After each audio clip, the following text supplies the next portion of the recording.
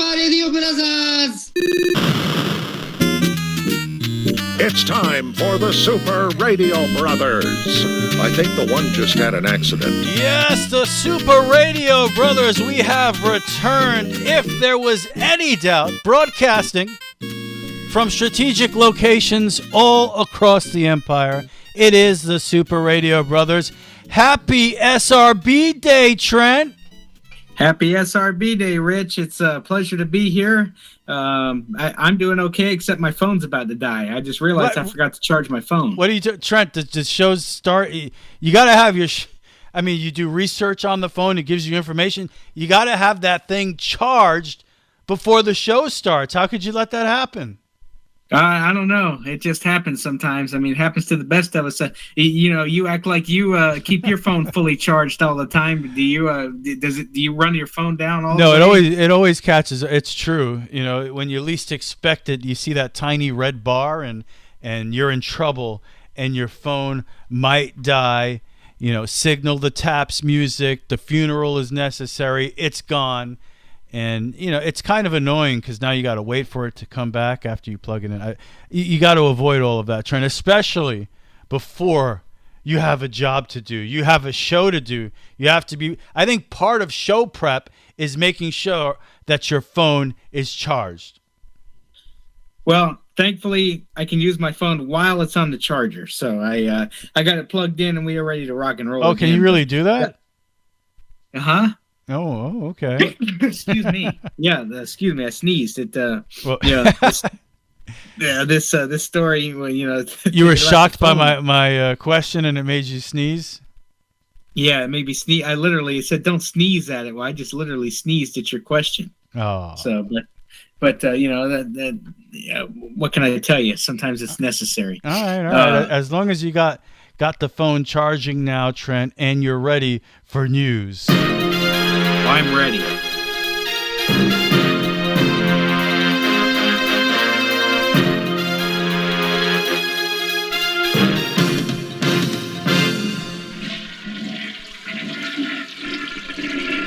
Here we are tonight, Trent. Episode 307 of the Super Radio Brothers. And I got to tell you, I think I have one of the worst, most horrific stories of all time. This might top them all. I don't know. This is pretty terrible. Are you ready for something like that, or should I avoid it?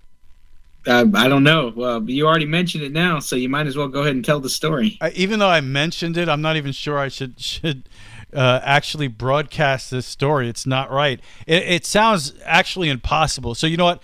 I'll give you the headline here, Trent, and you tell me if you want to continue and go on, okay? Okay, go ahead. All right, here we go. Here's your headline. Man undergoes surgery after reportedly pooping out of his penis and ejaculating from his bum for 2 years. That's literally the headline. It's the worst story of all time. Trent, should we go on? I don't know what to say about that one, man. Me personally, if I was on a news site and reading this, I would probably not read on just because, number one, it sounds painful, and number two, it just, I can't really put it into words. That's a good point. But I got to be honest, if I saw this headline and I'm reading, I probably would go on. I'd have to keep reading. Because it just seems like this has to be clickbait. There's no way this is real. You know, is this? But no, it is real. It is very, very real. It was a 33-year-old man, Trent. He had suffered from a series of peculiar medical issues for 2 years, including, it's horrible to say, but including fecal matter in his urine. Ooh. Passing a substantial amount of urine and semen out of his butt. So it was reverse. It's so weird. I didn't even know something like this was possible. It's so horrible. Can you imagine? No, I could not imagine it. It just like I said, it just sounds so painful to listen to it. I mean, it just sounds like fecal matter in the urine. I mean, fecal matter in the urine, pee out of the butt, and of course, you know, you would think, not surprisingly so, he eventually he looked for help after experiencing pain in his That might- testicles from this whole. Yeah, I can imagine. He's got poop in his testicles. Think about this. Well, maybe you shouldn't think about this. But now tests showed, Trent, that he had a urinary. Why is this happening? Well, tests show that he had a urinary tract infection, as well as a problem with his rectal wall, whatever that is, a rectal wall. All Wow. yeah. I've known several people who have endured urinary tract infections, and they are not fun, to say the least. Yeah, but they probably didn't have a problem with their rectal wall, which led to an abnormal passageway between the urethra and rectum, through which the various fluids and solids had been passing. So an abnormal passageway developed, Trent. This is it keeps getting worse. But anyway, there was surgery. The medical team continued to check for other errors in the system. The medical team then got to work finding out the cause of the problem, ruling out possible infections such as tuberculosis, inflammatory bowel disease, things of that nature.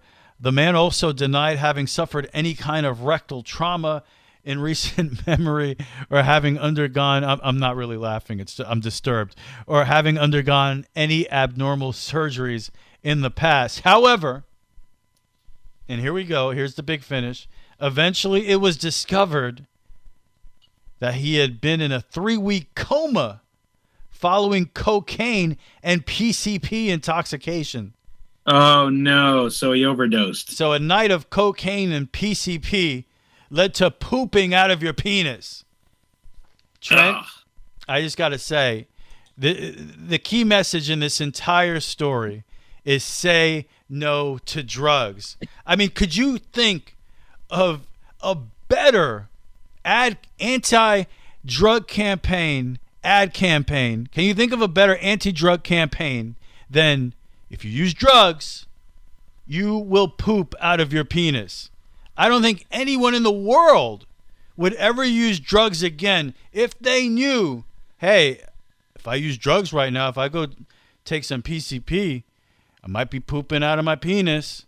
Doesn't sound too good. No, you know what? I'm going to say no to drugs for sure. If I know, hey, you know what? I might start peeing out of my butt if I take some crack.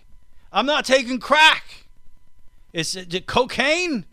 It's not worth the poop heap. Wow. Yeah, it's not the poopy. The poopy, or it sounds like I'm saying poopy, but it's poopy. It's confusing. Anyway. It is, and I mean, what a way to start the newscast. I mean, think about it, Trent. Can you think of a better anti-drug campaign than poo-pee? That would definitely move people away from doing drugs, I would think. I mean, I would hope. I mean, I know already, Trent, you're not a person that uses drugs, but now you're definitely never going to use drugs, right? I never dreamed of using drugs since the day I was born, and I will never, ever, ever use drugs, especially after hearing this. But even if I didn't hear this, my point. Yep. Even if I didn't hear this, they were never on my radar. So, all right. Well, you know, they were on my radar for like a minute there, but then I saw this story, Trent, and no drugs for me, guaranteed. Hey, I want to keep my brain cells. Thank you. I want to keep my poop going out in the right direction. That's what I want. Yep. Seriously, I need things to work properly, Trent. If not, it's what do you do with yourself? Come on.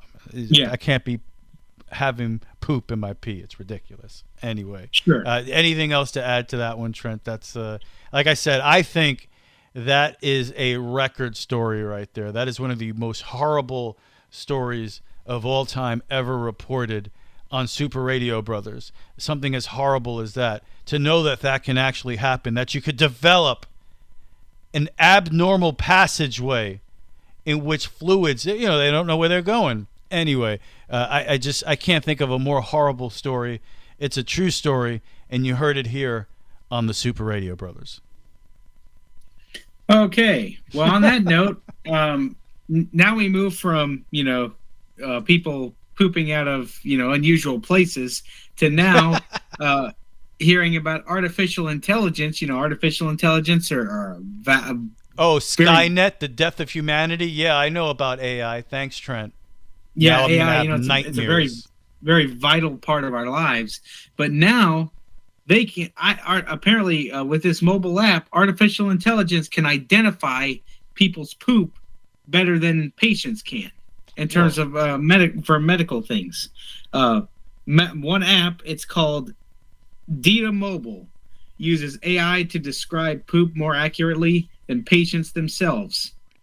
Okay? No, I don't know. There's nobody, Trent. Nobody can describe their poop more accurately than me. And the shapes and this, it's just, I could describe a poop. Maybe what I'll do is tomorrow when the natural movements happen, I will record them through literature, and I'll read it on the air about what I saw.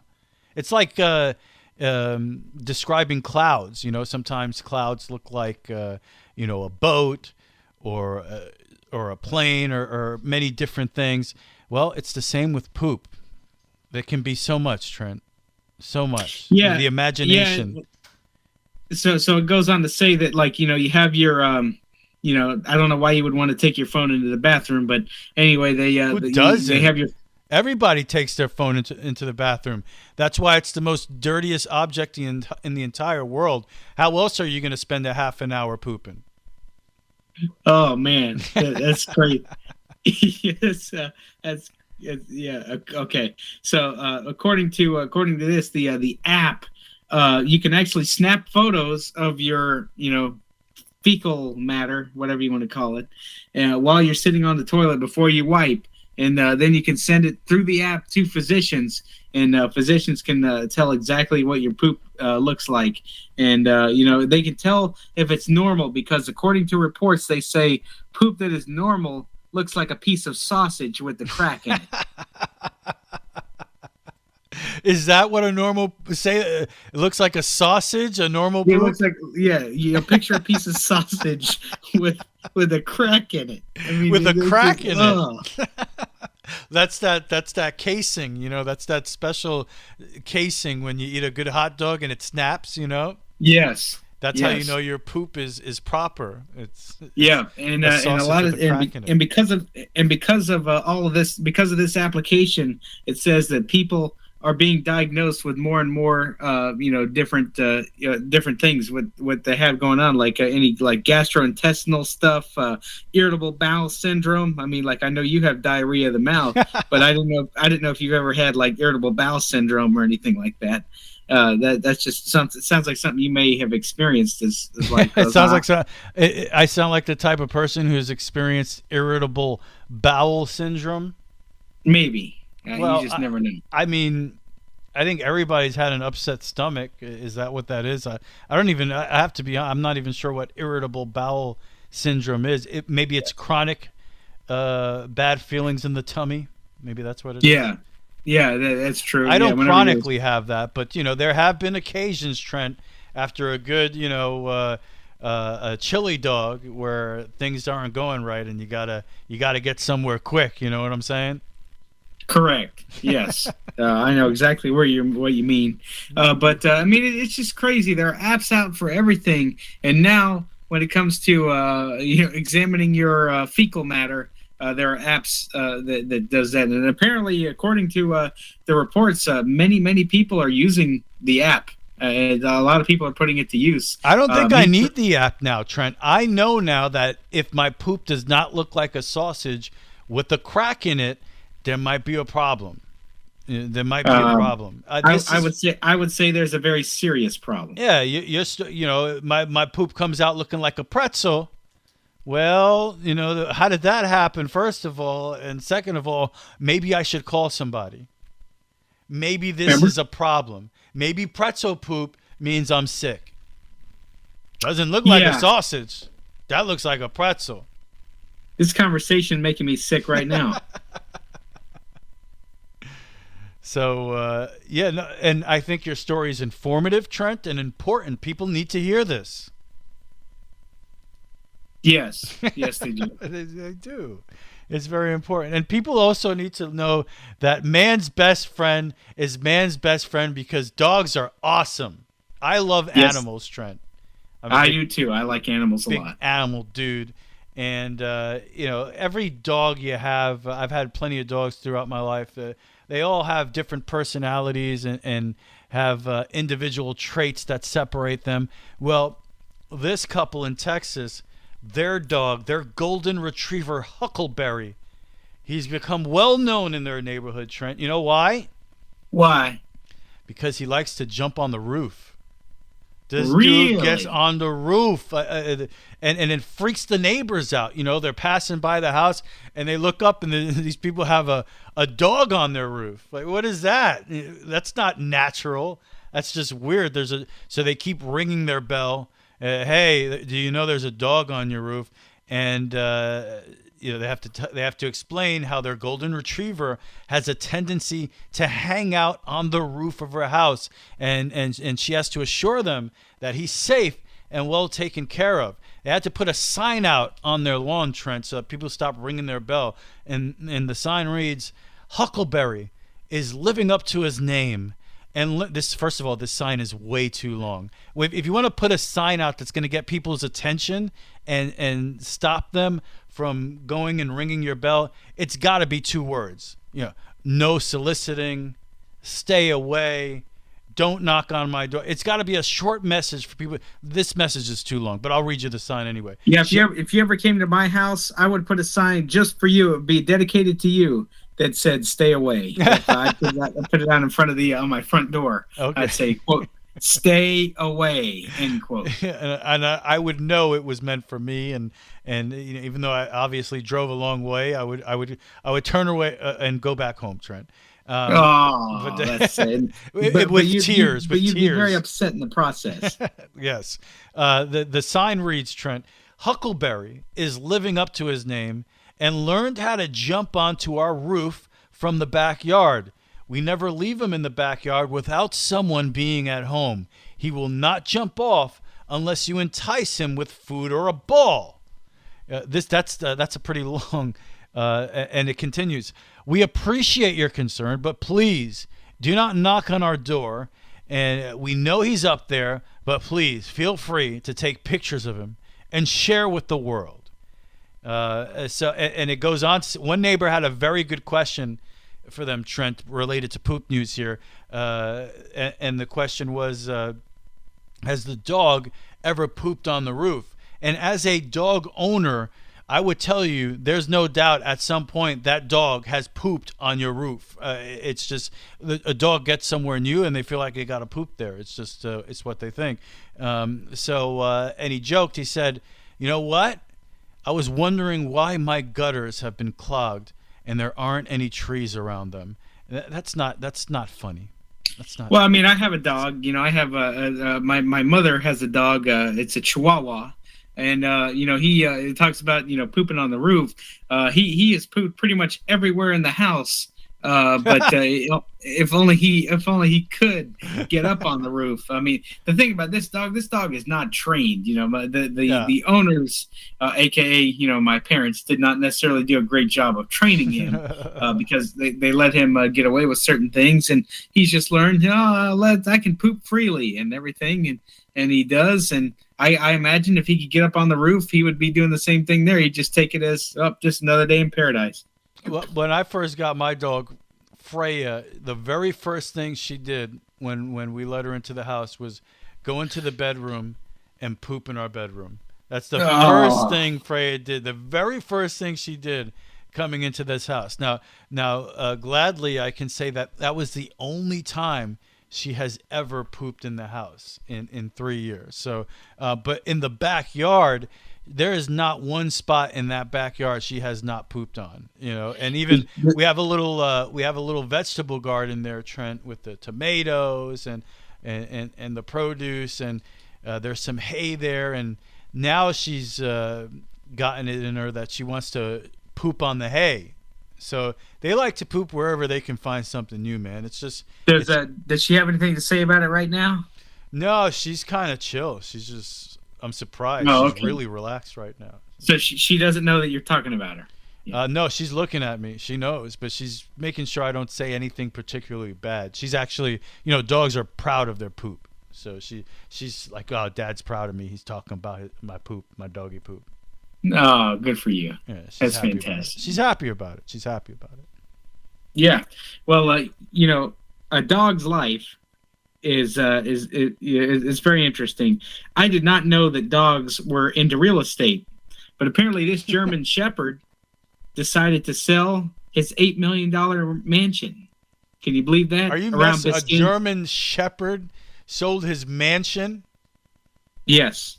How is this dog living better than me? He has a mansion? What are you talking about, Trent? Well, he got a mansion down in Biscayne, Key Biscayne, Florida. You know what does this dog do for a living? Is he a lawyer? Is he a successful doctor? How did this dog get a mansion?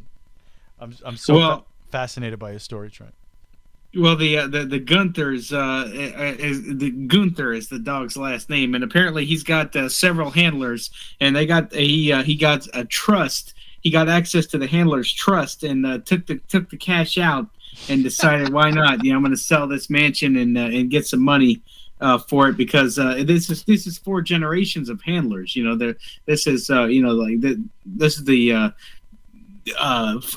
are 4 generations of handlers. So that he's been able to do that, and apparently the dog was able to sell it, and I don't know how. When does this become a Disney picture? This needs to be a Disney movie. You call it the Dog Pound, Money Dogs, whatever. You come up with the title, but a dog that sold a mansion, and now, who knows what that dog is spending money on. He might own a baseball team for all we know, or an NFL team. This is a rich animal, and I'm jealous. I'm jealous of this dog, Trent. He'll the home, by the way, sold for $32 million, according to the article. It sold for $32 million, a mansion down in Key Biscayne, Florida. But the article did say that the dog will miss the view of the bay from Key Biscayne, Florida. He'll miss that area. So, wow. What can I say except what is this world coming to? And the author of the article wrote that the dog wanted to make sure to take advantage of the hot real estate market, because the real estate market is hot right now. And so he is. And just to give a little the real estate market is hot right now.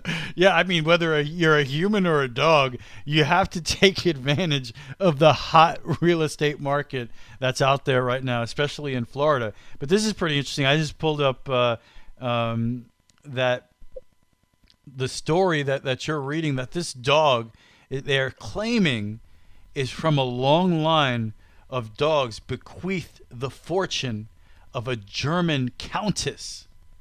So, man, oh man, I wish that I could get the fortune of a German countess. How does that happen?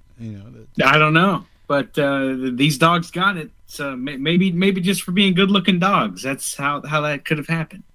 Unbelievable. And apparently, the mansion that they sold, it had purchased from Madonna, the Material Girl. This was actually once Madonna's mansion, Trent, that this dog somehow owned and was able to sell. The pop star Madonna, she's the Material Girl, Vogue, strike a pose, there's nothing to it, Trent, and sell your house and your mansion to a dog. That's what Madonna did, and I guess, and this dog that had all this money from this German countess made what did you say, $32 million? Yeah, the home sold for $32 million. This is an odd story. How is this even possible? That's what you get on the Super Radio Brothers. Is there a better newscast than this? I think not. That's subjective. No. I think it's fact, Trent. You look it up. It's a fact. It's out there right now. And it's also, I don't know if you know any young children, Trent, but they all have English accents now. Yes, I have 2 sisters that are quite young. And they both talk with proper British accents. Occasionally, whenever they do. whenever they do their British accents, yeah, they talk pretty well. Unbelievable. Well, how about this? They're saying that is taking place because there's a popular children's television show called Peppa Pig. And Peppa Pig. Oh, children boy. loved the Peppa Pig. And they were really into it during the lockdown. And they've developed British accents and started using British terms like mummy and give it a go. And well, yeah. Give it a go. I like it. Give it a go. Do they say rubbish at all whenever they talk about rubbish. trash? It's a ton of rubbish. I'm sure there was a Peppa Pig episode about rubbish. I'm sure. So, hey, this is a trend going on here, Trent. A lot of young kids developing English accents, and I think I'm a big James Bond fan, so I think the English accent sounds cool. Bond, James Bond. How can it be any cooler than that? And how? Yeah, I like. I have an uncle that's from the UK. He's actually from Wales. I don't know if you know where that's at. Oh yeah, it's in the UK. I'm sorry. Thank you.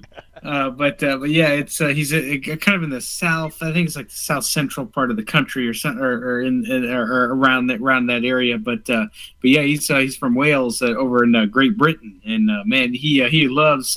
He does the he's got an accent, and he actually teaches my sisters, because my sisters would whenever they watched Peppa Pig, they would come over to his house and they would teach my Uncle Andy what they knew, and then my Uncle Andy would just add to that training and continue to teach them even more. So they got a double dose of it because we have members of our family who are British, at least one. Bloody hell! So much British in your family, Trent. I know. And also comment on how amazing my accent is. I do it. I know. You're impressed. My English accent. There are times whenever I talk to you, I want to say bloody hell. That's my tagline, Trent. I have that copywritten. I think nobody else can say it, so you gotta be careful. Copyright. Yeah. And do you whenever you have a team that obviously the Yankees aren't doing much losing right now, but whenever they do lose, do you or no, I should say whenever the Jets lose, do you say bloody I was gonna hell? say I have plenty of teams that lose, Trent.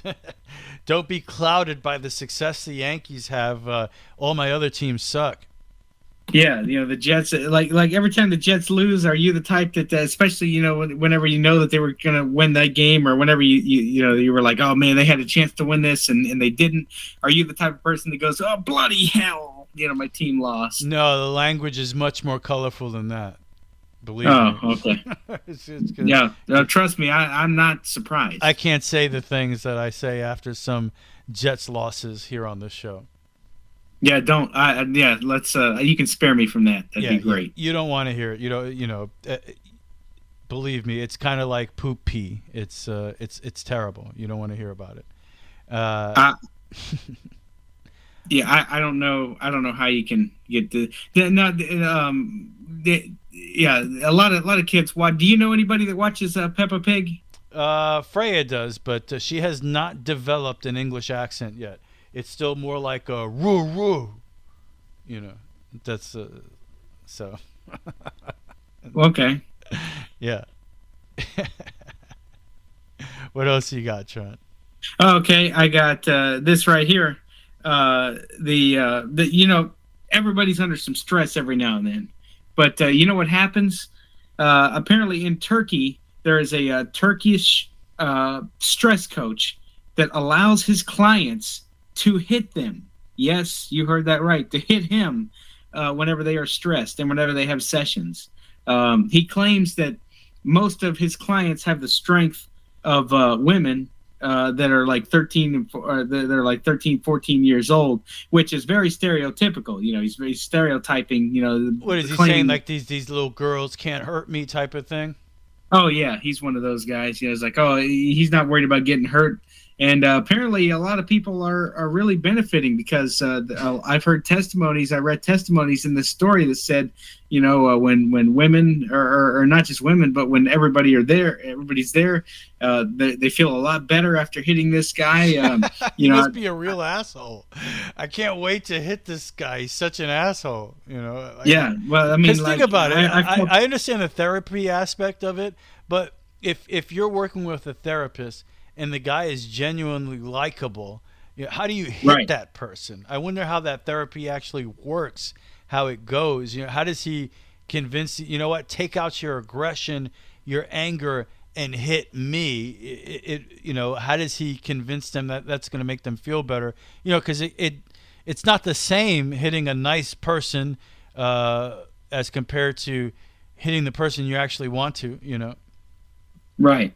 It would be different, like hitting you, would feel rewarding at times, because I'm sorry, I hate to say that. I'm not trying to be mean, but it's true. I mean, sometimes it really would. It just depending on the day. Oh, believe me, I get it, Trent. People want to hit me all the time. I know. Yeah. Could you just say some of the most outrageous stuff sometimes? You just never know. Well, you never know. But I'm always right. That's the problem, though. I'm always right. It's so, but no. I mean, you do boxing. I mean, you do 10 rounds of a simulation a lot of times. Whenever you're doing that, I mean, I know that a lot of times you love hitting that punching bag whenever you're out there doing a simulated boxing match. That has to make you feel better. Oh, yeah, there's nothing like it. I think, first of all, there's no better cardio in the world than boxing. Boxing's incredible cardio, constant body movement. You're using your legs and your arms and your hips and everything. So, and then hitting the bag is, talk about a stress reliever. It does feel good to hit the bag, no doubt. Oh, yeah. And, yeah. I understand that, but that's what it is. If you want to go and you want to relieve some stress off, I don't think this dude would want me to hit him though. No. He would not be saying those comments that he did earlier about these people can't hurt me because they have the strength of teenagers and whatnot. I think he would regret it if you ended up hitting him. If you slapped him in the face, I would be relatively concerned for this guy's health. Poor guy. Well, I guess he's doing good work, right, Trent? That's the most important thing. He's doing good work out there, making people feel good about themselves. Sure, why not? Yeah, let's look at it that way. And finally, I got one more thing here for you on the news, Trent.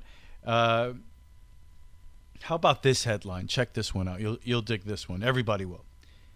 New baby's name is so bad. So bad, Trent. The new baby's name is so bad that a nurse calls child services. Oh, really? Yeah. She wait a second. We got to get the authorities in here because this is an abomination. That's how she felt right there. So I'm interested. What was the baby's name? What was it, right? That's the big question here. What was the baby's name that caused this nurse to spring into action? And that name was Trent. And would this cause you to spring into action? Here's the name. Child. They named their child.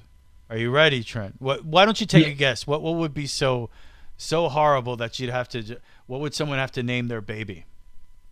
Rich. That's a good one. Good job, Trent. No. They named the kid Monster Galileo. Huh? Monster Galileo. So I would wonder that. Somebody's got some issues. Yeah, Monster got someone take this kid away from their parents right now. They don't deserve to have a kid. They just named that kid Monster Galileo.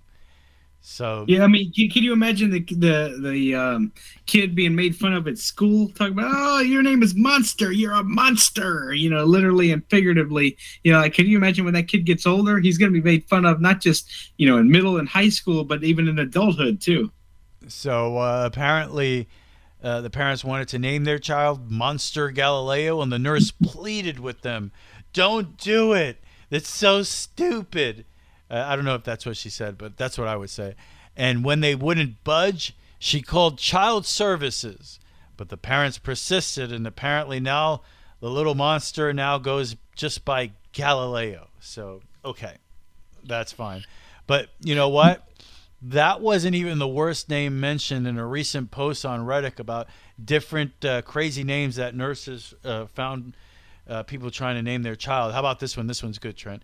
Different nurse spoke about parents who attempted to name their daughter Latrine. Latrine? Latrine. Spell that for me. Latrine. Latrine. Huh. I've never heard that name before. Well, it's not a name, Trent. A latrine is, unfortunately, the hole in the ground that soldiers used to shit into. So it's a latrine. It's an outhouse. It's where people take shits in. That's crazy. Yeah, the mother was horrified by that knowledge, and she changed her daughter's name to Katrina. So, and there you go. Katrina better than latrine. Yeah, Katrina is 100 times better than latrine. You poop in a latrine. You don't want to name your kid that. Come on. How about this? Another nurse, she says she had a couple who wanted to name their son Colin, but they wanted an interesting, clever way to spell it. So they told them on the birth certificate, spell it COLON, which of course spells colon, as in the organ attached to your anus. And yes. When the nurse explained it to them, they were painfully embarrassed and asked her to write down on the birth certificate the normal spelling. And I have a friend of mine named Kellen. He's like Kellen. He's a good guy. But a lot of times when my phone, I will, I use voice text because I use Siri on my iPhone, and so whenever I voice his name, whenever I address him in a text message by his name, it often writes, "Hey Colin," or something like that. Just for whatever reason, I don't know why it does that. But that's just what it made me think of. It just it seems like voice text will call people who are Kellen or Cullen or something, whatever his name is, Colin. Seems like that's what they would call him. A couple of other notable mentions: Killer, wanted to name their kid Killer. Syphilis, that's a good one. This is my kid Syphilis.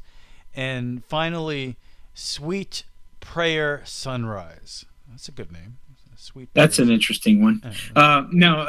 Speaking of names, whenever I was born back in 1998, July 25th, by the way, is coming up. My birthday's coming up. You mean 1958? People have said that I have an old soul, so I take that as a compliment.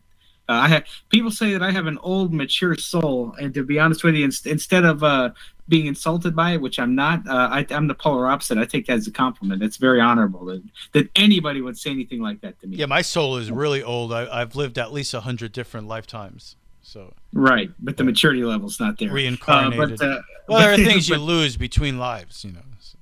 Oh yeah, absolutely. But anyway, whenever I was born, a month or so before I was born, my grandfather said that, hey, Jessica's, my mom's name is Jessica. He said Jessica's pregnant. She's gonna have a boy. And he said, one of the ladies at work that he worked for asked him, said, "What will the baby be named?" And he came back with, you ready for this? Tobias McCormick. Tobias McCormick. It sounds like you should be a constable or some type of look. This is the great detective. You're like a Sherlock Holmes type of name. I like that. That sounds pretty badass. Tobias McCormick. And whenever I was young, my grandfather would just annoy me and call me, "Hey, Tobias McCormick, how are you?" Remember that time Tobias McCormick and Sherlock Holmes teamed up to solve the great mystery of the murder of Sherlock Holmes' greatest adversary, Moriarty. Yeah. That was a great story. I enjoyed it. Yep. So I'm a big Tobias McCormick fan. Big time. I'm glad to hear that. Well, my name is Trent Ferguson, obviously, but I was going to be named Tobias McCormick, according to my granddad back in the late 90s. Oh, yeah. Tom Brady has TB12. You could have had Tobias McCormick, TM, trademark. Enough said. That's right. Because you are the trademark. You're yes, TM, thank you very much. Tobias McCormick.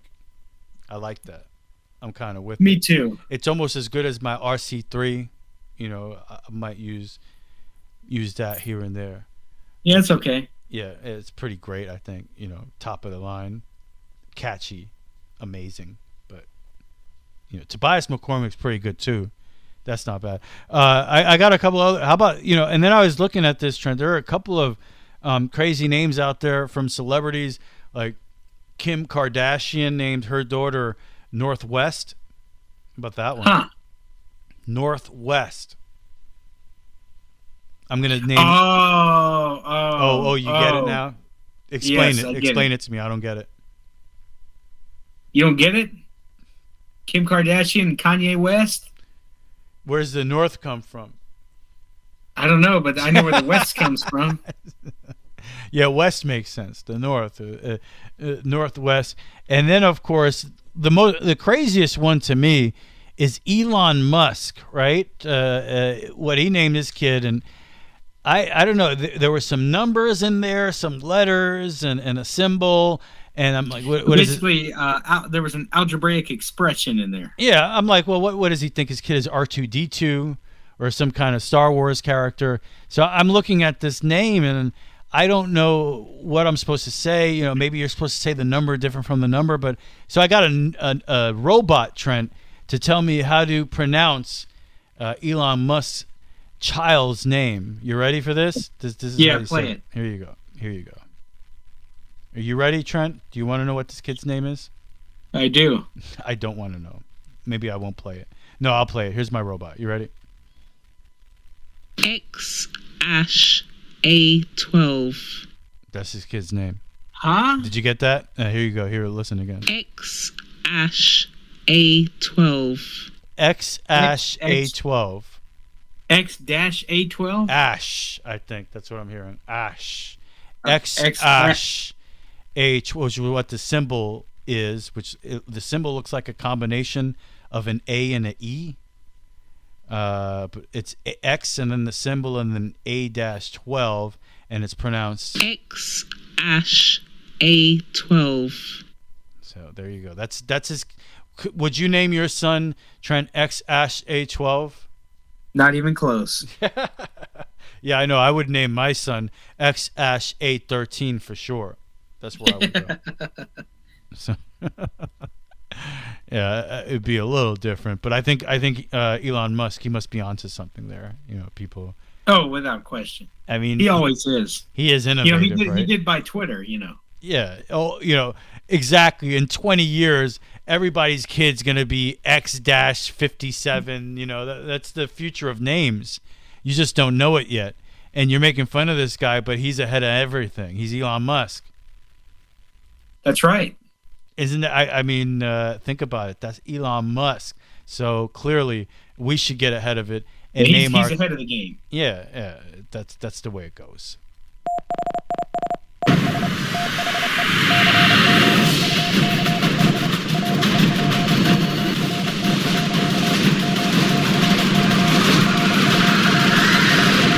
Super Radio Rundown. Super Radio Rundown. Oh, what a week it was in the world of entertainment. I am getting excited, Trent. We are about a week away from the release of Thor, Love and Thunder, exclusively in theaters on July 8th. And I am excited for the new Thor movie. So that's about a week and a half away. Are you going to opening night? Definitely opening weekend. I'm not sure about opening night, but definitely keep an eye out for that Super Radio Brothers review video that we'll be putting up on our social media, YouTube. Check it out, like it, and subscribe, of course, on YouTube. Trent, you've already done that, right? I'm sure. Oh, sure. You better not be lying to me. I'm gonna go check it. Oh yeah, I'm subscribed. Yeah, absolutely. How could the co-host of Super Radio Brothers not be subscribed? That's to the what channel? I'm saying. That's it. Thank you, Trent. Anyway, Thor is on a quest for inner peace. He's retired, and his retirement is interrupted by a galactic killer known as Gore the God Butcher, who seeks the extinction of gods. To combat the threat, Thor enlists the help of King Valkyrie, Korg, and his ex-girlfriend Jane Foster, who actually is Thor now, as she inexplicably wields his magical Uru mallet, Mjolnir. So, and I'm excited about this movie because it is based on maybe my favorite Thor story arc of all time, written by Jason Aaron, and it really is a great arc, and I cannot wait to see where they go with it. But Gore the God Butcher, one of the great villains in the Marvel comic book universe, I think, and they get a great actor here, Christian Bale, to play Gore the God Butcher. And of course, Christian Bale was Batman Bruce Wayne back in the 2000s with his trilogy there, the Dark Knight trilogy. So definitely looking forward to seeing Christian Bale as Gore in another Thor movie coming up here on July 8th. Netflix releasing a Chris Evans and Ryan Gosling movie on July 15th. The Gray Man, when a shadowy CIA agent uncovers damning agency secrets, he's hunted across the globe by a sociopathic rogue operative who's put a bounty on his head. So, yeah, I'm in. I'm pretty excited about that. The Gray Man, starring Ryan Gosling, Chris Evans, Anna de Armas, on July 15th on Netflix. What else do we have going on here? The box office. Man, what a flip at the box office, Trent. You got Elvis at number one. Do you plan on seeing the new Elvis movie? Yes, I do at some point. Would you consider yourself an Elvis fan? Oh yeah, I like Elvis. I love all of his music. His music will always live on. What's your favorite Elvis song? Oh, that's so hard. I wish you wouldn't have asked me that question, Rich. But Can I take it back? I'm going to it. reverse time or jump into the multiverse to a universe to where I didn't ask that question. One of my favorite Elvis songs is called "Suspicious Minds." It's called "You Were Caught in a Trap and You Can't Look Out, and That's Why I Loved You Too Much, Baby."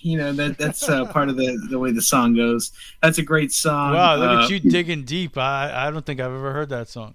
I Can't Help Falling in Love with You is another great song from the early 60s. Oh yeah, that's what I was going to say is my favorite one.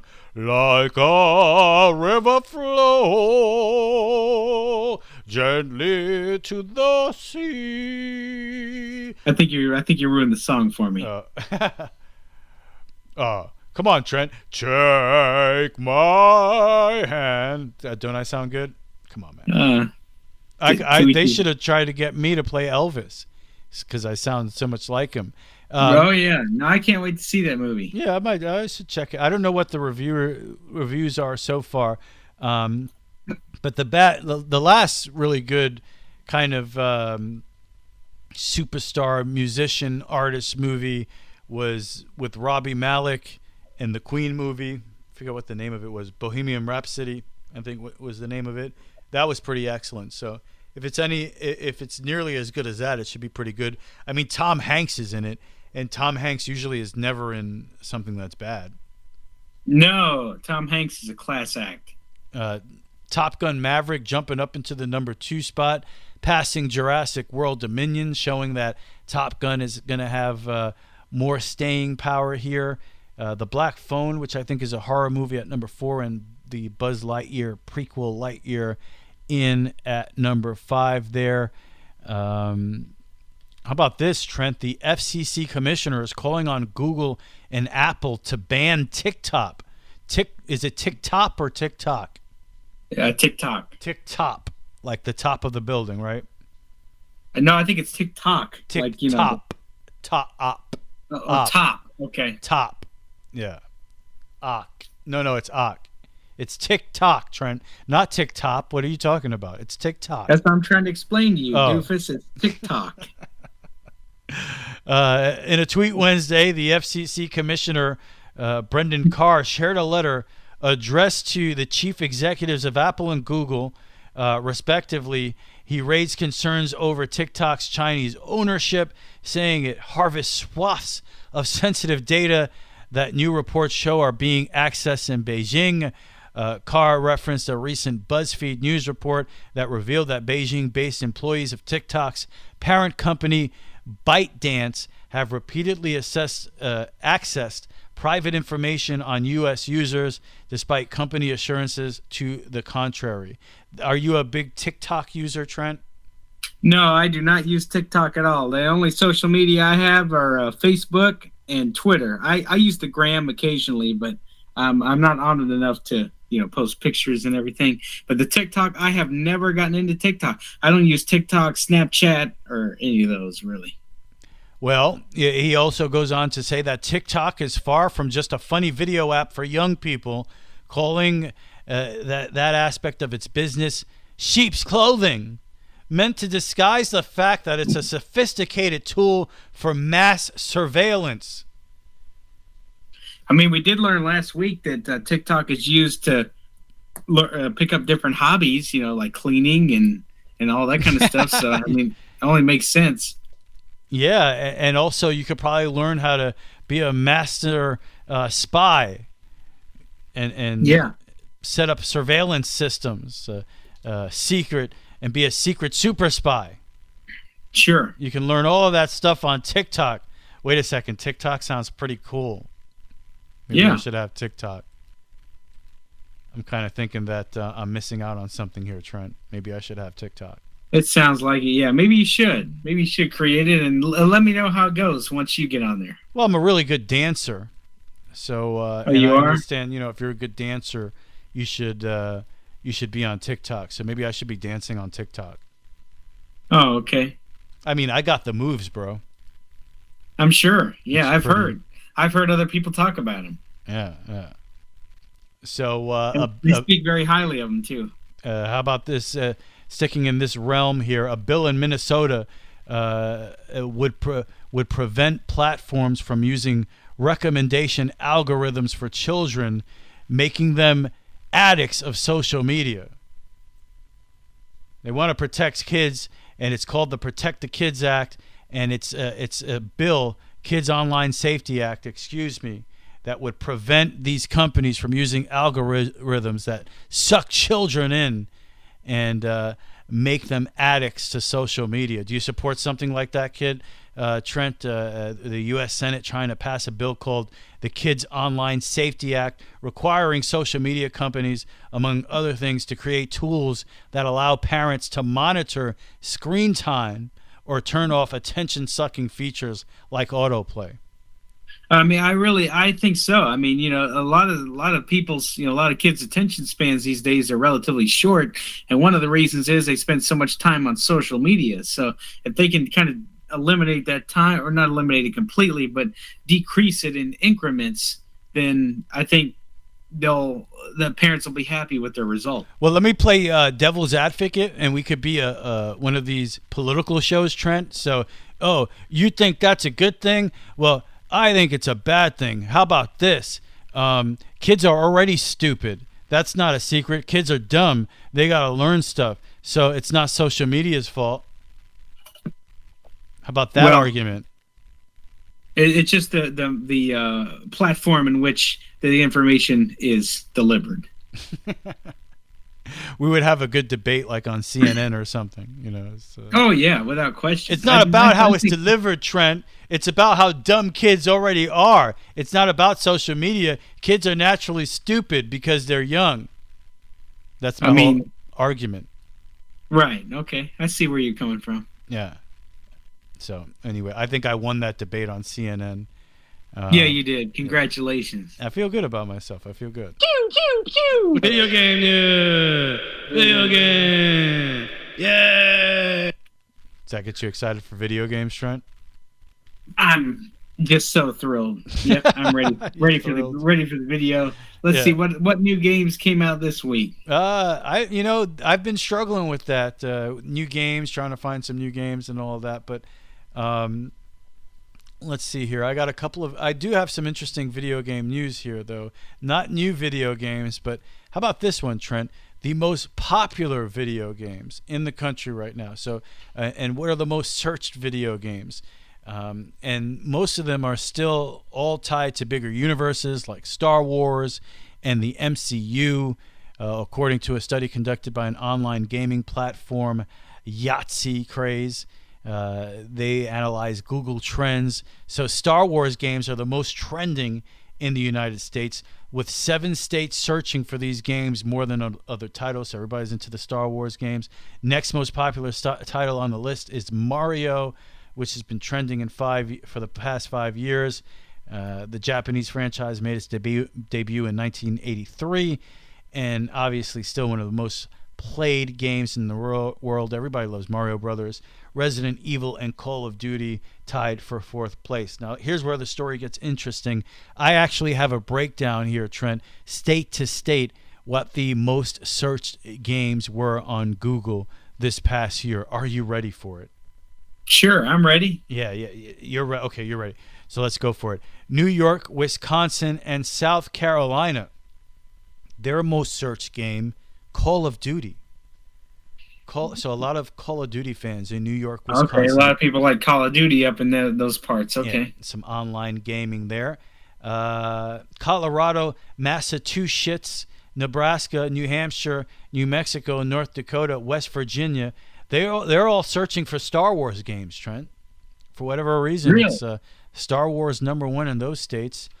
Oregon, or as I like to say, Oregon, Illinois, Pennsylvania, Connecticut, they're searching for Spider-Man games. So Spider-Man.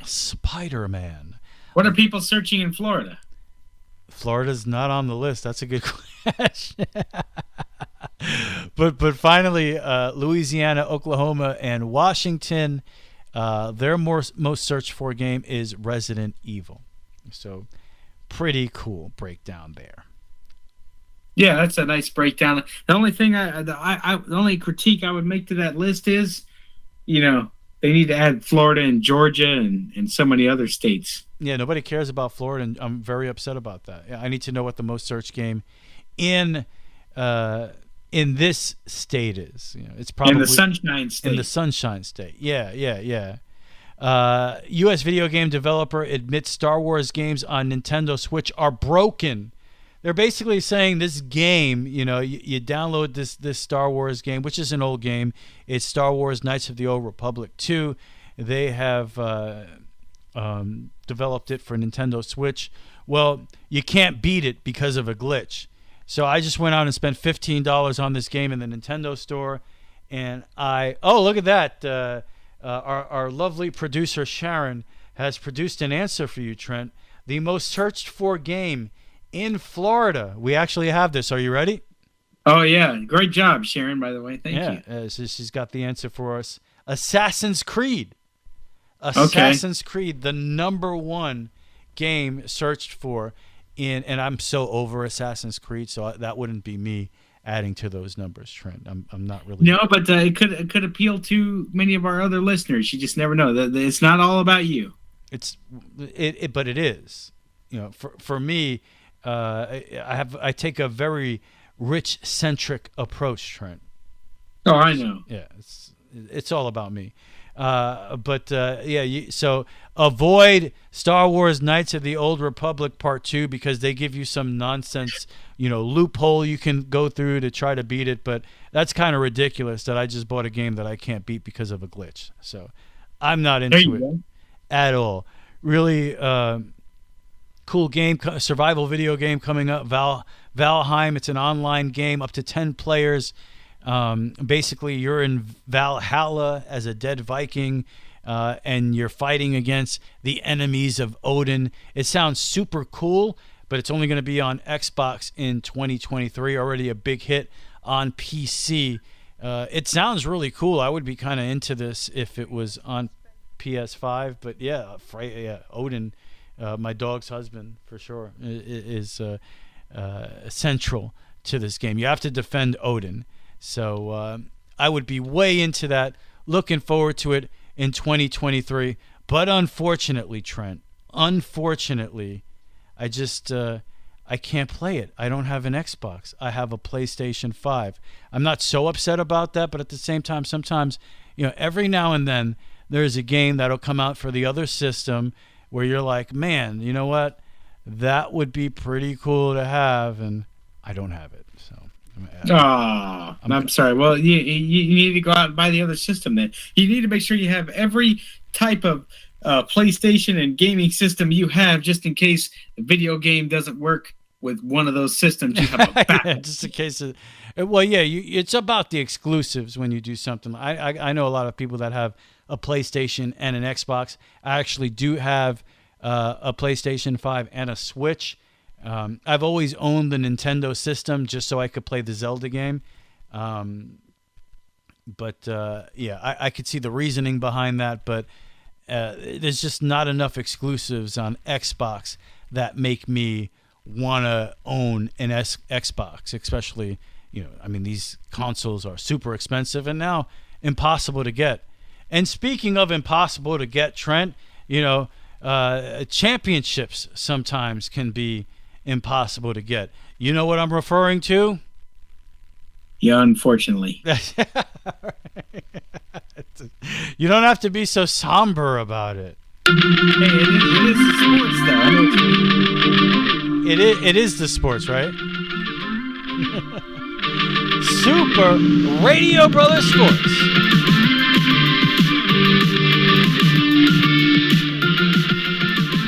Yeah.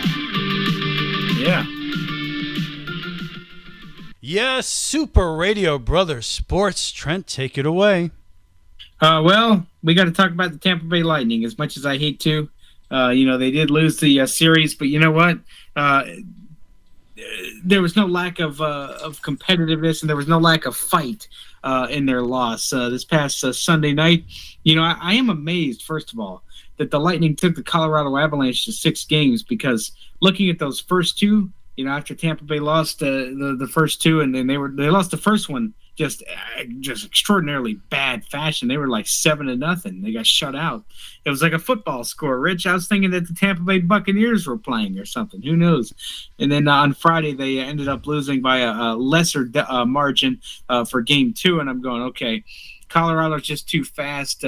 I didn't see the Tampa Bay Lightning coming back to make this a series just simply because of the way the Colorado Avalanche played the game. The Colorado Avalanche weren't the New York Rangers. They weren't the Toronto Maple Leafs, and they weren't the Florida Panthers, of course.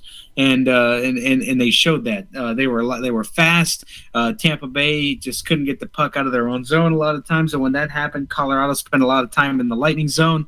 There were a lot of tired guys for the Tampa Bay Lightning on the ice the entire time, pretty much. The Lightning were 2 for 19 in the power play, which won't get you won't win you championships, that's for sure, because during the regular season, the Tampa Bay Lightning had one of the best power plays in the league, and they had one of the best power plays for quite some time. But Colorado they just ran into a buzzsaw, and that's what it was. And you got to give it to the Lightning. I mean, the Lightning fought hard. You wanted another three-peat, but unfortunately, you can't win them all. You can't win them all every year. But you look, still, for them to be able to come back twice in this postseason, and actually, wait, let me do the math. No, they came back 3 times, because they were down 3-2 to Toronto, and then they were down 3-1 to the Rangers, came back and win, and the Lightning almost came back to even that series at 3-3 with the Colorado Avalanche. It just happened to be, Colorado wanted to clinch, and they wanted nothing to do with a Game 7, even though they probably felt like they could win it. They wanted nothing to do with a Game 7 in Colorado. They wanted to clinch it on Tampa's home ice. But I do have to comment on the Lightning fans and how classy they were, because whenever they were leaving, they were respectful about it. They went, let's go Lightning, and they were chanting, and even the PA announcer said, let's give the Tampa Bay Lightning one more big round of applause for such a fantastic season. You wouldn't see that in other markets, I don't believe. So what a run for the Lightning. I'm sorry it ended, but hey, there's always next year. I think the most important question, and what most people are wondering, is, did you cry? I did not cry. Are you sure? Good. No, I didn't cry. It was kind of one of those things. I thought about it more and more, and you really can't hang your head as a Tampa Bay Lightning fan. I mean, it's good enough that they won 2 in a row, but 3 in a row, it would have been great too. But 3 in a row is hard to do. It's hard enough winning back to back. It's hard enough to win 1. I know, exactly. So anyway, what can you say? They go for the three-peat. I know there were a lot of happy Islander fans in New York City that they're still the last team to three-peat. They actually won 4 straight Stanley Cups back in the early 80s, but there were a lot of happy Islander fans up in New York City. And but look, anytime you win back-to-back championships and you go to a third straight, you're in an elite class of clubs that will be remembered for a long time. So you got to have confidence that you'll be back there. You still got a good goaltender. But hey, you never know with these things. You never know what's going to happen next year. But still, like you said, great accomplishment to win 2 in a row and get to 3 in a row. So what else can you say? I'm kind of disappointed that you didn't cry, though. I thought you might cry. I know that would have been that video would have gone viral all over Super Radio yeah, social media. That's what I wanted. We would have been huge. Lightning fan cries. We would have gotten so many more listeners, Trent, if you had just shed a tear for your team. I know. I know. I'm just so insensitive. Yeah. It's like. But do you even have a heart? Come on, man. Oh, I do have a heart. I didn't say that I didn't. I cried inside. I just didn't show it. I was very disappointed. I was distraught inside when we lost the series. All right. I believe you. I believe you. I know what you're saying. All right. Anything else on the Lightning, Trent? Nothing really else on the Lightning. Just a final wrap up. Again, what a great season. In the salary cap era, for them to do what they did was fantastic. But hey, let's try and start a new run next year. Yeah, there's always next year. You find, though, eventually you get to the point where that's what you Jet fans say all the time. Oh, there's always next year. Exactly. That's what I was about to say. You find sometimes that you end up saying that a lot. And then 5 years becomes 10 years, becomes 20 years, and especially still for the Knicks, the Knicks and the Jets both. Oh, I know all about it. I'm telling you, Trent. I know about waiting for championships. So enjoy what I think has been the golden era of Tampa Bay sports. You got a championship from the Tampa Bay Buccaneers. You got a pair from the Tampa Bay Lightning. So that's a pretty good era. In sports, it's been one of the dominant sport areas geographically in the country when you combine the one Super Bowl and the 2 Stanley Cups. So Tampa Bay, it's been an embarrassment of riches as far as championships, when you could say that your sport teams have given you 3 over the past half decade. That's right. So, hey, congratulations once again to the Tampa Bay Lightning. Now, I normally talk Rays baseball first, but I'm going to let you go ahead and, continue to talk about the New York Yankees. I want a New York Yankees update from you real quick. I know we usually talk about the Rays and then you go ahead, but I want to reverse order. I want to keep listeners on their toes, because normally... What are they, ballerinas? Only ballerinas stay on their toes, Trent. Yeah, whatever. But I'm saying that, just to break up the monotony, as they say, you need to talk some New York Yankee baseball. What's going on with your the best team? You mean in the league? The best team in all of baseball by like 1 million games? New York Yankees. That's exactly right. The New York Yankee team that is currently 15 games ahead of your Tampa Bay Rays. Yeah, I'm not even focused on the division at this point. I'll get into more of this when we talk Rays baseball. But I'm just worried about them getting a wild card spot. Forget the division at this point. The Yankees pretty much have it wrapped up, and we're not even to the All-Star break yet. We're only a couple weeks away, though. However, Yankees having an incredible season for sure. I guess you would definitely start from when we last spoke. We were last Thursday when the Yankees started their 4-game series with the Houston Astros in the Bronx, and you had the incredible walk-off single from Aaron Judge after the great Aaron Hicks 3-run home run to tie it in the 9th inning. And what an awesome disgusting game one it was in the Bronx. But then you had a couple of games there in the middle that Houston took. Again, eventually the series would be split 2-2, and the Astros no-hit a combined no-hitter. 3 different pitchers, I think it was, in the Saturday game to combine no-hit the Yankees into Sunday, where the Yankees had another amazing comeback victory, capped off by an Aaron Judge walk-off mammoth home run.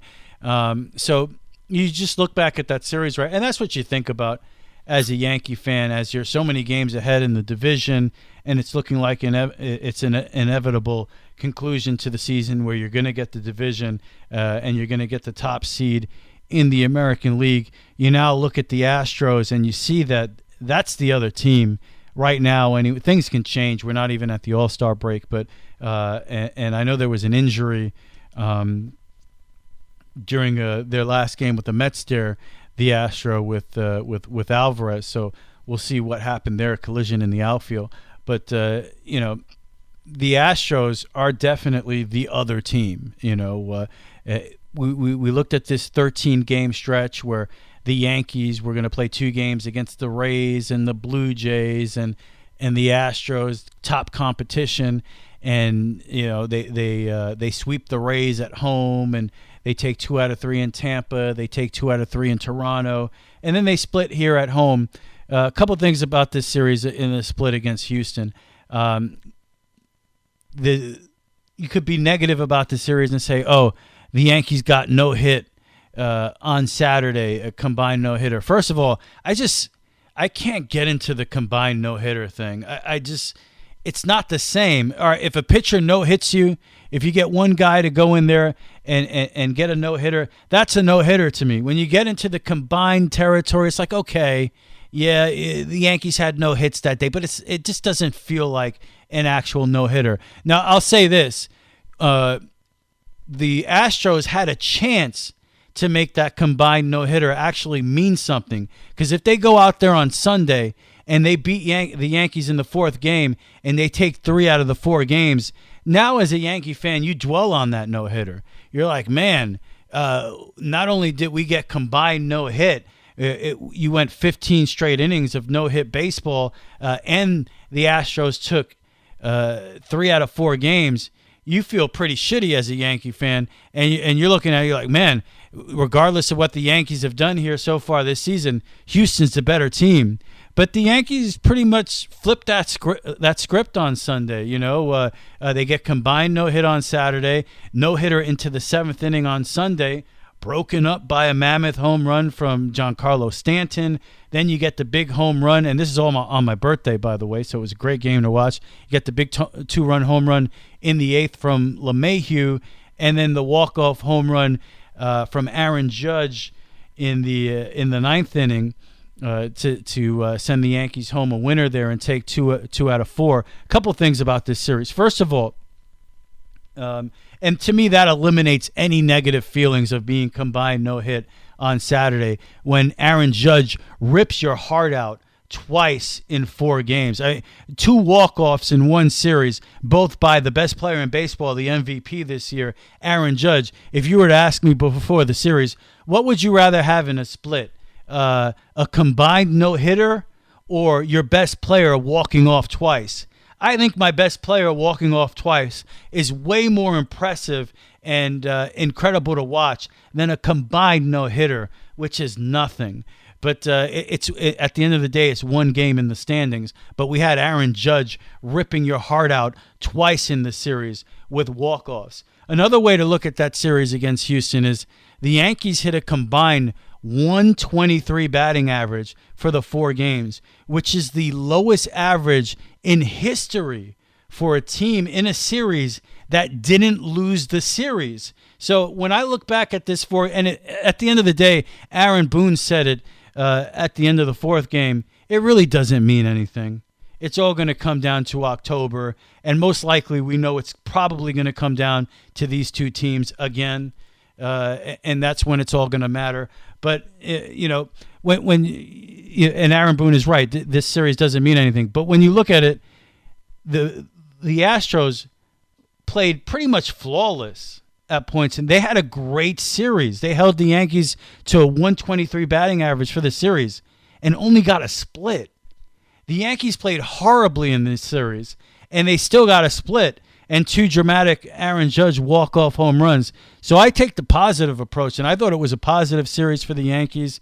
On Thursday this week, you are going to get kind of like that pseudo odd Game 5 now in Houston, this makeup game. Because of the late start that's happening in Houston, you'll get another game between the Yankees and the Astros on Thursday of this week. But that was a huge series, and it comes out a wash.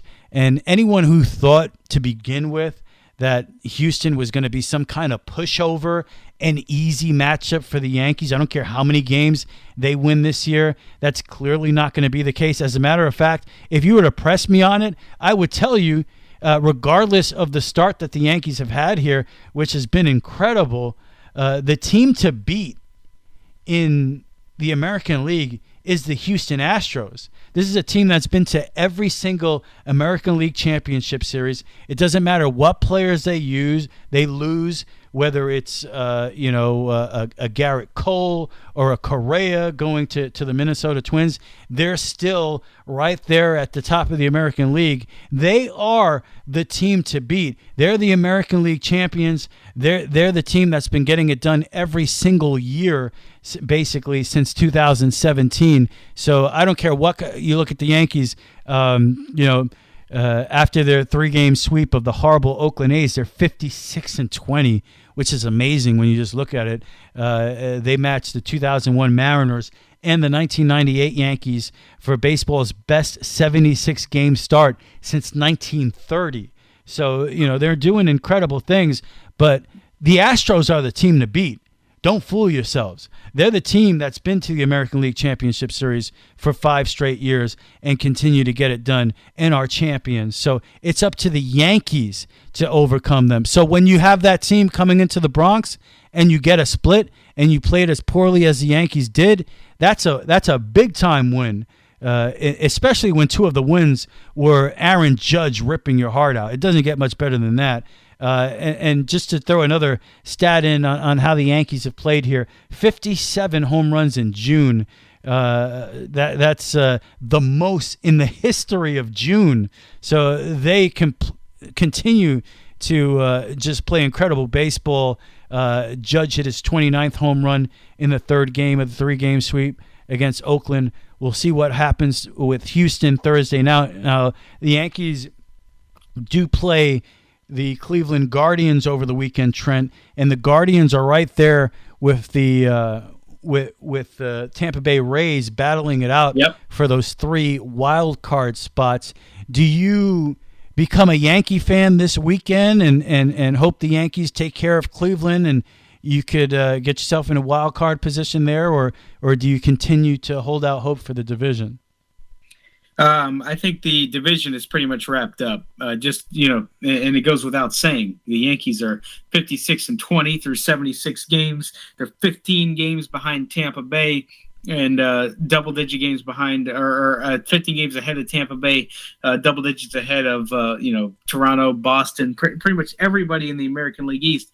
And if you notice, everybody in the American League East, 2nd, 3rd, and 4th place, they're all bunched up. And even Baltimore is, to a certain degree, is starting to kind of sneak up on people a little bit. Yeah, Baltimore's been feisty this year, Trent. They've been feisty, right? I know, that's what I'm saying. They're in the rearview mirror. I'm not saying that they're tailgating anybody just yet, but they're getting close. Baltimore's you don't want to give up on them. But me personally, as much as I hate to root for the Yankees, at this point, I feel like that's the most logical thing to do if you're a Rays fan, because look, the division's pretty much over. And I'm sorry to say that, but it's true. I mean, I would have never dreamed of the Yankees getting off to this fast start, as fast of a start as they have.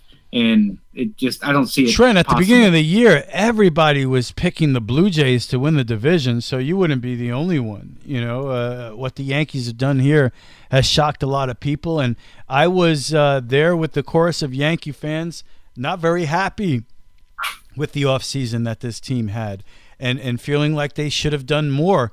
Well, they do have a lot more to do. I think when you look at the struggles, and it's funny to talk about struggles with this team, but Jameson Taillon, his last 3 games, he struggled, and it probably goes beyond that. All the way from Nestor Cortez has, not to say these guys have pitched poorly, but it's not the dominant 7-inning, 1-run baseball you had gotten used to. These guys are getting touched up a little bit. You saw Taillon in the 3rd game against Oakland give up 3 runs in the 1st inning against the worst offense in baseball, and Taillon has struggled here for 3 to 5 games. And Nestor Cortez, you saw a pretty rough start there against Houston. Not a terrible start, but not the Cy Young type of pitching that you've come to expect from him. Oddly enough, the guy who has emerged as the consistent, just dominant starter is Garrett Cole. He's kind of reestablishing himself right now as the guy. He's getting out there and getting it done every single time. Even against Houston, he pitched pretty amazing. So that's got to be encouraging if you're a Yankee fan. Now, after last year, it's hard to be super trusting of Garrett Cole and have ultra confidence in a big spot. But you know what? He did get it done over the weekend, pitched great against Houston, and you got to believe he would do that in a playoff scenario. So if you're the Yankees, now you look at how can you improve this team. You've seen the starting rotation hit a little bit of a wall here as we get to the dog days of summer. Maybe you can get another starter. Maybe you're looking for another outfielder here. Aaron Hicks has turned his season around in June, hitting close to 300 big-time hits. Joey Gallo is still terrible. I mean, every time I look up, he's striking out. So that's the one area where you can see the Yankees improving. Go out there, get an outfielder, and maybe you think about going out and getting another arm too. Even though, hey, this Sears guy, up from AAA, looked pretty good the other day, and right now he's looking like he's going to be the 6th starter, because you got a lot of Yankee pitchers, whether it's Nestor Cortez or Jameson Taillon, who have never really pitched this many innings. I think Nestor Cortez, his career high is 90 innings, and are we really going to believe he's going to pitch 90 innings for his career? That's his career high. Do we really think he's going to pitch 180 innings this year? So, you got to start thinking about, are we going to bring another starter in here? Are we going to get, I think they definitely need an outfield bat. Joey Gallo cannot be getting at bats in September and October for this team. No way. That can't happen. So and the Yankees historically, when you look back at 1998, the Yankees make moves during the deadline to shore up they got Chili Davis back in the middle of 98, and he was a huge addition for the Yankees in that World Series team. In 96, they were having a great year, but and they went out in the offseason and signed Tino Martinez to a big contract. That didn't stop them at the trade deadline from getting Cecil Fielder. The great Cecil Fielder had some big at-bats in that 96 World Series. He was a big part of that team. So, as great as the Yankees have been, you have to be convinced going historically with this team that this is not the team that's going to be there in October. They will find a way to make it better. So you just got to be encouraged as a Yankee fan and excited about that. Well, congratulations, and wishing you the best. And no congratulations. Yeah, it's June. Congratulate me in October, Trent. That's what we're looking for. Oh, yeah, for sure. But quick little update on the Rays. Really not too much has changed. They are starting to get some pieces back. They got Wander Franco back in the lineup. And he drove in an RBI double the other day. But other than that, he's still trying to get his feet back from under him after dealing with some quad stuff and being put on the 10-day IL and being on the 30-day IL. It's been out for longer than that. But let's just start with their action on the field. This past Friday through Sunday, they swept the Pittsburgh Pirates, 2 of those wins being walk-off victories. On Friday night, they ended up walking it off. And same thing on Saturday afternoon with G-Man Choi kind of setting it all up, and Itzhak Paredes hitting some home runs. Itzhak Paredes was the American League Player of the Week. He had a 4-homer week this week, multiple homers, drove in multiple runs in key spots, and this week he's not doing much of anything. Because and keep in mind they were, and I know they did it against the Yankees, but they were playing a Pirates team that coming into this series was 11 games under 500, and they got swept. So now they're 14 games under, and whatever the current record is right now, I'm not quite sure. But Tampa Bay did a great job of sweeping a team that was worse than they were. They were lucky to get those walk-off wins. To be honest with you, I was surprised that Pittsburgh didn't come out and didn't pull at least one of them out, if not both. But on Sunday, Tampa Bay did what they had to do, and they won it in regulation by a 4-2 score. And then they had a much-needed off day. And they got swept by some of their former foes with the Milwaukee Brewers. They got swept by Mike Brasso and Willie Adames. And of course, he wasn't playing on the field, but Ozzie Timmons, one of the first base coaches for the Tampa Bay Rays, one of their most familiar of them, was part of the trip. And, the Milwaukee beat Tampa Bay with the home run ball, in the top of the 6th inning. On Tuesday night, Tampa Bay had the lead, and it was a home run by Arias that was hit that gave Milwaukee the lead and never looked back. And there was 2 home runs were hit, two-run home runs were hit to give them a 2-1 lead. One was by Rowdy Tellez. That was the other guy. And then Rowdy Tellez hit another home run today, being it Wednesday. We're recording this on Wednesday night. Rowdy Tellez hit a home run. Hit another couple of home runs, and they had 4 homers to beat the Tampa Bay Rays at Tropicana Field today. And 2 of those homers hit one of the rings, Rich. I think one of them hit the C ring, and then the other, I think, hit the B ring, or maybe they both hit the C ring. I just can't remember. But, those rings inside Tropicana Field, they get hit quite frequently. So the Tampa Bay Rays are 6 games over 500 right now. They've been kind of hanging around that 5 to – sometimes they'll get back over to 10, but they've been hanging around that 5-6 games over 500 area for the last 2 weeks. And if they want to get the first wild card, or if they want to jump over teams to, have a chance to play for the first wild card spot and get home field advantage in the postseason in the wild card round, they're going to have to start moving up to that 10 games over 500 plateau. They're going to start moving up to that 15 games over 500 plateau. Yes, the Rays are dealing with injuries, and if they could just hold it together until they can get a little more power in their lineup, I think they'll be fine. But as Andy Freed of Rays Radio said, the league isn't going to make exceptions for you, and nobody's making exceptions for Tampa Bay. And how about, it's interesting you bring up the rings and, the catwalks, and we actually saw Aaron Judge a couple weeks ago hit a home run over the catwalk, which was pretty monstrous shot. How about this, Trent? St. Pete Mayor Ken Welch said Wednesday, he's talking about the future of the Rays Stadium site, that he's thinking that a new Tampa Bay Rays Stadium should be a part of the future of St. Petersburg. You talk about 2 previous proposals for the 86-acre downtown location being scrapped, but he wants a new round of plans to be solicited beginning in mid-August. So new talk about a new stadium. The Rays Tropicana Field, his lease is up in 2027, and Welch said a new plan should envision including a stadium at that site, a new stadium. You hear anything about this? Yeah, I have heard a lot about it. The stadium talk's been going on for quite some time. Tampa Bay, people are saying, the Rays should move to more towards the Tampa side because many people don't want to come to games. But then again, because of the commute from Tampa to St. Pete.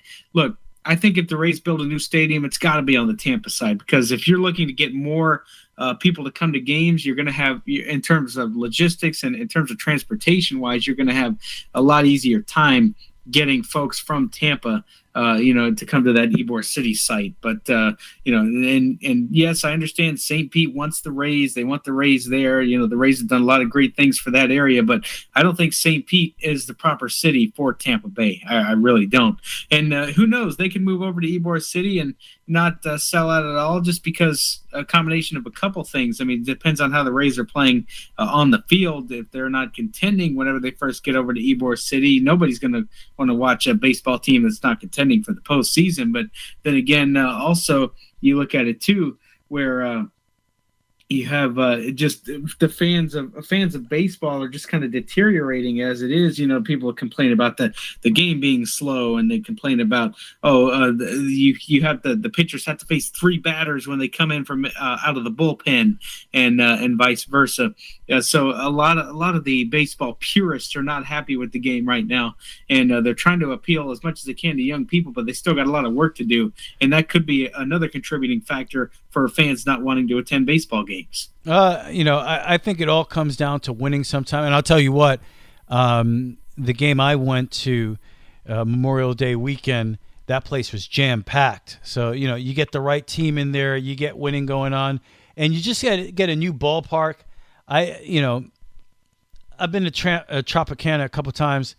That's just, they need a ballpark. That's you need a great facility there. It's almost reminiscent, Tropicana, of just those horrible places from the 70s that were domes and had the artificial turf. And then, of course, sometimes in Tropicana, it doesn't even feel like a baseball game with the catwalks, and if it hits off of here, this is the rule. You got to have special rules to play in there. That they've been a successful franchise. They need a ballpark there. I think that's first and foremost.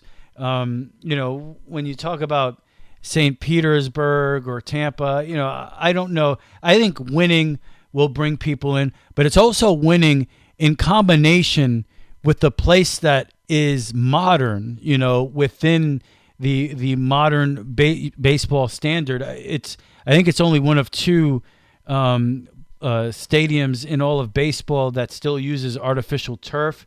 So, look, I get it. It's Florida, a lot of sun, rain. If you could get a retractable roof, to me, they would only benefit from that, because when you're good, not only are you good, but you have a great place to go and check out a game. It changes everything, the feel of it. So I think it's vital to the future of the franchise that they figure this out and they give the Tampa Bay Rays a proper ballpark, because it's a franchise that definitely deserves it. And we'll see what happens here, but anyway, from my perspective, I like to see that they're still talking about it. I really hope they figure something out there. I did want to throw some other headlines out here. I did talk about it earlier. Houston Astros left fielder Yordan Alvarez and the shortstop Jeremy Pena in a collision going after a pop-up in the outfield in the 8th inning at Citi Field against the Mets. We'll keep an eye on that. I mean, Yordan Alvarez, obviously one of the best power hitters in all of baseball, and that would be a huge loss for the Houston Astros if this is any kind of lingering thing. I did hear that Yordan Alvarez had to be taken off the field on a cart. So, and you hate to hear that. So we'll see what the situation is there. That would be a devastating loss for the Houston Astros. The Mets obviously have had a great start to their season, not playing so great lately. The Mets 4-6 in their last 10 games. That lead at one time was over 10 games over the defending champion Atlanta Braves. It is down to 3 now. So Mets not playing so well now, but you take into consideration that the lead that they were able to build was mostly done without the services of their aces, Jacob deGrom and Matt Scherzer. They've been out with injuries. Well, now, on Wednesday this week, they took very important steps forward to returning to the Mets rotation. Big-time steps. DeGrom has been out since July 7th, and he threw 27 hitters to hitters in Port St. Lucie this week. And that may lead, you hope, leads to a minor league rehabilitation assignment. We'll see. I know Scherzer, they were talking about him having a rehab start, and that got delayed. So those guys need to get back really quickly here for the Mets if they're going to maintain, they're hanging on by the teeth now, 3 games lead over the Atlanta Braves. And one other thing, did you check out that brawl between the Angels and the Mariners? My goodness. I did. What were your impressions there? The Angels are struggling managerial wise right now because obviously they fired Joe Madden, and now they're going to be without Phil Nevin, their interim manager, for the next 10 to 12 games because of the role that he played in the thing. I don't know, just an old fashioned brawl on the baseball field. It's like a situation you've watched unfold in the sport for 100 years. You threw at my superstar, we're going to throw at you, and then the bench is empty. But there are, unfortunately, a lot of negative things came out of this for these teams. Angels, they lose Archie Bradley. He broke a bone in his right elbow climbing over the dugout railing during the brawl with the Mariners, which happened on Sunday. He just slipped and fell, not even involved in those are the type of freak things that can happen in these type of situations. That's why you hate to see it, but it's also, like you said, a tale as old as time as far as the sport is confirmed. 6 players and both managers ejected after the fight, 12 suspensions handed out. So, as you said, it's going to be something that lingers for both of these teams. But, man, oh, man, the Angels, who at one point, I forget what their record was, it was something like 24-13. They've been a disaster since that moment, and they're just now, having a horrible year after a somewhat decent start. They're 36-41, and and that's the thing about the division the Astros are in right now too. Astros comfortably ahead of the Rangers and Angels, 11-game lead in that AL West. But you compare the American League East to the AL West. Astros have the Rangers and the Angels behind them, and the Mariners, who are terrible. Yankees have the Red Sox, the Blue Jays, and the Rays. That's a much better division than what Houston's dealing with out there in the West. But anyway, it was just a fascinating week in Major League Baseball all around. It really was, all the way from the Yankees splitting with Houston to Houston coming in and annihilating the Mets again in that 2-game series, 9-1 in the first game, Verlander again. And one other thing, I'm jumping all over the place here, Trent, but just going back to that 4-game series with the Astros, another positive way to look at it from a Yankee fan's perspective, you really expose that Houston bullpen. Speaking about improving your team at the deadline, there's no doubt in my mind that the Astros now, they know they need to go out there and somehow figure out a way to get a big-time bullpen arm on that team. Because if you're an Astros fan and the Yankees get into that bullpen 6th, 7th inning in a playoff game, there's no way you could feel confident after that series that we just saw. Those Houston Astro relievers they wanted nothing with that Yankee team by the end of the series. So if anything, as well, as much as the Yankees didn't hit 123 for the series, man, they really exposed that Houston bullpen. That is a weak spot for that team. That's true. That's correct on that. So, but anyway, that's the sports, and we'll check back in with it next week to see what's happening for sure. It's time to sit down and unwind and listen to the I need Couch to Report. unwind and listen to the Couch Report. What's been going on with you, Trent? There have been a lot of sports watching on my couch. When I've been on my couch, I'm still off my couch a lot of times, still enjoying the water. I'm swimming mostly every day, really enjoying that, swimming in the pool. You know, it's hot outside down here in Florida, so you have to you got to swim, and loving the cardio, loving the all that stuff. The I'm, cardio, what kind of cardio are you doing, Trent? What are you up to? Oh, I like to do laps around my pool. I like to do that, and like to really get some things. I do the butterfly in the pool. That's what they call that. The butterfly, nice. Yeah, I always enjoy that. That's fun. I do the moth in the pool. I do the moth. You do a what? The moth. The moth. Okay. I call it the moth. All right. It's probably similar, you know. Yeah, I'm sure it is.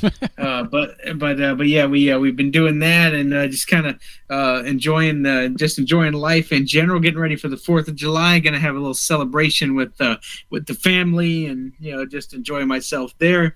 I do have something that I will talk about next week. All I will say, I don't want to give it away right now, but all I will say is I'm going on a really cool trip coming up in about 11 days. But you're going to have to wait till next week's podcast to get the full details on that. I'm teasing you with it. All I will say is I'm going up to the Northeast, but that's all I'm going to say for a little while. So that's going to be a fun time. Not going to give much away, but it's going to be really neat. Otherwise, in terms of shows, in terms of TV, my TV watching has been sports, and just kind of been chilling out. How about you? Let me see. Couch report. I did try to take advantage of this PlayStation sale, up to 75% off on different games. I think the deal ends on July 8th, so you're going to want to take advantage of that as soon as you can. I might try to get another game off of there. I did pick up the remastered version of Alan Wake because I never really played Alan Wake before. So I figured, everybody talks about how great it was, and it's kind of like a horror game. I don't think it's a survival horror game. I haven't played enough of it at this point to really get a feel for the gameplay, but it does seem very story-driven. It's kind of like the guy is Stephen King. He's an author, and he's going to this small town, and I guess something horrific is going to happen. But the trailers look pretty good. I did play the beginning of the game, which starts with a nightmare scenario and a heavy, kind of writer's narrative. I wonder if the whole game is going to be like this. And again, this is a classic game. This is considered to be one of the great horror games of all. I just never got around to it. Never got around to playing Alan Wake. So they had the remastered PS5 version of it available for this PlayStation sale. Again, 75% off. I got it for $17. So from the beginning, the first, I guess, half hour of the game that I played, I will say that even as the PS5 remastered version, it's still clearly, I think the game shows its age, no doubt. But that doesn't mean it can't be good. So I'm going to continue to play it and see what I can get there. But I did go out there and again, if you're looking for any deals to see what's going on with this PlayStation deal, you could check them out on Super Radio Brothers social media. Go to our Facebook page. We have it posted there. Or you could just go to the PlayStation store on your PlayStation, and the deals are lined up for you there. And there are a lot of games. I got to go through it again. There were some that seemed pretty interesting to me that I wanted to check out. Of course, as you mentioned, a lot of sports watching and just enamored with this Yankee team and what they've done, and best start since 1998 and the whole thing. So it's fun to watch, and you start you don't want to it's you have such a lead now. You think about the postseason, but you don't really want to think about the postseason. And even with the season that the Yankees have had so far, it's still June. It's about to be July, but there's so much time left in this season, and so many things can happen. So you don't want to get too far ahead of yourself, but it's not hard to think about what could be and what you hope is. the result of this incredible season so far. The Umbrella Academy came back season 3. Watched the first couple of episodes of that. Not bad. I was a big fan of the first season. I did think that the second season dropped off a little bit, but I'm still really into it and excited to see where the third season takes us. Only Murders in the Building has made its triumphant return because the first season was incredible. You know, a chance to see Steve Martin and Martin Short again, and Selena Gomez is in there as well, and the first season's great. They released the first 2 episodes of season 2 so far, and season 2 picks up where the trio I just mentioned, you know, Steve Martin, Martin Short, and Selena Gomez, they're following the shocking death of Bunny Folger, the board president of their building, and they're racing to unmask the killer in true crime fashion. So, and the beginning of season 2 is awesome. So, if you haven't seen season 1 yet of Only Murders in the Building, you have to go back and check that out because it is great.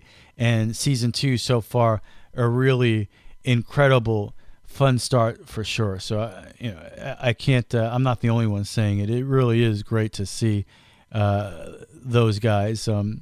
Maya Rudolph, another Maya Rudolph show released here, and she's really funny. I dig all of these Saturday Night Live characters, and this is an interesting show. It's basically, I think it's supposed to mimic the wife of Bill Gates. They're kind of trying to do a parody of that whole story. So the way the story goes, after divorcing her husband of 20 years, Molly Novak must figure out what to do with her $87 billion settlement. She decides to re-engage with her charitable foundation and reconnect with the real world, finding herself along the way. Again, starring Maya Rudolph. I think I've seen the first 3 episodes of this show, and it's funny. You know, it's pretty good. It's not great or anything, but it's Maya Rudolph, and it's pretty funny. So I would check it out. Sticking with Miss Marvel, first 3 episodes, pretty good, but so far it hasn't lived up to the first episode, in my opinion, because the first episode was so good. But only 6 episodes in the series, so it should get better. Stranger Things, the second half of the final season, or maybe it's not the final season, but season 4 at least. Stranger Things 4, the second half of the season, releasing this Friday. I'm super excited about that. You know, that's what I'll be watching this weekend, in addition to Yankee baseball and all of that. Really cool to see Jeff Bridges in a show again. He's in The Old Man on FX, and also starring John Lithgow. I guess maybe the villain. It's hard to tell at this point, but those are 2 awesome actors, and I'm really enjoying that show as well. So that's pretty much what I've been up to so far this past week. Trent, am I missing anything that I've been up to? I don't think so. It's another great show, and look forward to getting back at it next week. We'll put the content out there, and we'll see where our baseball teams are in the next week and a half. I just wanted to shoot you for saying that, Trent. I did not say it was the end of the show yet. Pew, pew, pew. Oh, okay. That's my lasers shooting you. You understand? Gotcha. Okay. I preempted you. I didn't end this show yet. What do you mean it's the end of the show? It's getting close. It's late. Oh, yeah. Oh, it is late, right? That's true. Okay. Well, maybe then it is the end of the show, because I can't think of anything else. Oh, it was my birthday.